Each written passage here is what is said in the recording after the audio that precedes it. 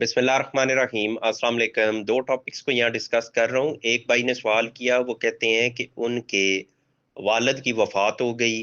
वालिद की वफात के बाद वालिद के भाई फौत हुए, यानी सवाल पूछने वाले के चचा। और वो कहते हैं कि चचा की कोई औलाद नहीं थी, उनकी कोई वाइफ भी नहीं है। अब चचा की प्रॉपर्टी किसको जाएगी? वो कहते हैं कि मैं भतीजा हूं तो मुझे मिलेगी, या चचा की और वालिद की तीन बहनें भी हैं, या उनको मिलेगी। अब जनाब इसमें मरने वाले की तीन बहनें मौजूद हैं और मरने वाले के भतीजे मौजूद हैं, भाई पहले फौत हो चुके हैं। अब जनाब इसमें आपको दो तरह के जवाबात मिलेंगे। एक तो जवाब वो है कि जो आपको किसी मुफ्ती साहब की तरफ से मिलेगा या पटवारी तहसीलदार की तरफ से मिलेगा। और वो जवाब ये होगा कि जो तीन बहनें हैं उनको मिलेगी 2/3 प्रॉपर्टी, यानी टोटल जायदाद का 67% वो तीनों बहनों को मिल जाएगा और बाकी 33% वो आपको मिलेगा। यानी आप जो भतीजे बनते हैं, आप एक हैं, दो हैं, तीन भतीजे हैं, जितने भी भतीजे हैं वो आपको मिल जाएगा। ये तो होगा कि जो तकसीम होगी, कि वरासतनामा बनेगा और पटवारी साहिबान वो इसी के मुताबिक करेंगे। आप किसी मुफ्ती से भी पूछेंगे, वो भी इसी के मुताबिक आपको बताएंगे।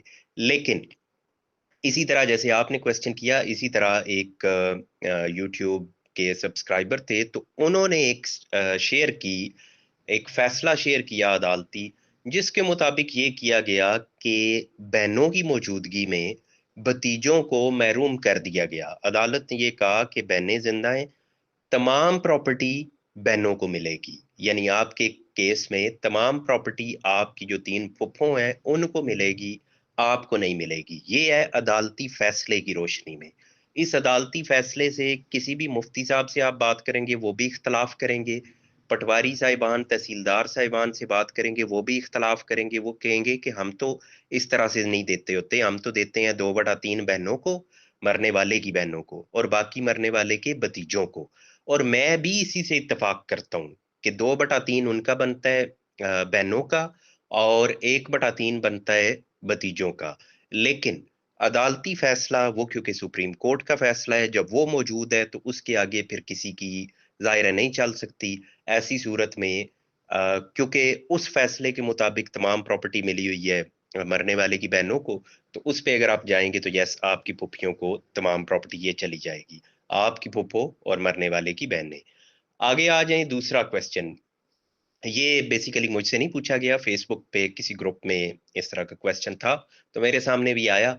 उसमें एक खातून बेसिकली ये क्वेश्चन कर रही हैं कि हमारे वालिद ने जायदाद बनाई, उन्होंने प्लॉट या वट जो भी प्रॉपर्टी है वो उन्होंने खुद अपनी जिंदगी में मेहनत करके बनाई। अब वो कहती हैं कि हम सिर्फ बेटियां हैं वालिद की, और कोई हमारा भाई वगैरह नहीं है। तो ऐसी सूरत में अब वालिद की डेथ हो गई तो प्रॉपर्टी अब तमाम हमें मिलने की बजाय हमारे चचा, यानी वालिद के भाई जो हैं उनकी तरफ भी जा रही है प्रॉपर्टी। हमें कुछ मिल रही है और बाकी उस तरफ जा रही है। तो ये फेयर नहीं है। प्रॉपर्टी तो सारी हमारे वालिद ने बनाई थी, जो भी प्रॉपर्टी है, तो अब उसमें भाइयों का क्या हिस्सा, वो सारी हमें मिलनी चाहिए। अब नीचे लोगों ने कमेंट्स किए हुए हैं फेसबुक पे, बेसिकली किसी ग्रुप में ये क्वेश्चन था तो लोग अपनी अपनी जहन के मुताबिक आंसर कर रहे हैं। लेकिन इसमें होता यह है कि जो अहले तशी है, अहले तशी में एक बेटी हो या दो बेटियां, वो तमाम प्रॉपर्टी उनको मिल जाती है। लेकिन फिक्का हनफी में ऐसा नहीं है। फिक्का हनफी में अकेली बेटी हो तो उसको मिलती है आधी जायदाद। मसलन एक कनाल प्रॉपर्टी है तो 10 मरले उसको मिल जाएगी, 10 मरले मुतवफी के बहन भाइयों की तरफ चली जाएगी। अगर बेटियां होंगी दो, तो ऐसी सूरत में दो या दो से ज्यादा, तो फिर 2/3 प्रॉपर्टी, यानी 20 मरले अगर प्रॉपर्टी है तो 13 मरले आप कर लें कि वो मिल जाएगी बेटियों को। बाकी 7 मरले, बेसिकली 6.5 मरले कर लें, वो 6.5 मिल जाएगी मुतवफी के बहन भाइयों को। ये तो है कि जो फिक्का हनफी की तकसीम है, इसमें ये बताता चलूं कि कोई फर्क नहीं पड़ता कि उस शख्स के पास वो प्रॉपर्टी कैसे आई थी, यानी आपके वालिद के पास प्रॉपर्टी कैसे आई थी, उन्होंने खुद बनाई थी या उन्हें भी वरासत में मिली थी, इससे फर्क नहीं पड़ता। जो प्रॉपर्टी भी उनके नाम होगी वो इसी तरह तकसीम होगी, 2/3 आप बेटियों को मिलेगी और बाकी आपके चचा या पुप्पो वगैरह जो भी होंगे उनकी तरफ जाएगी।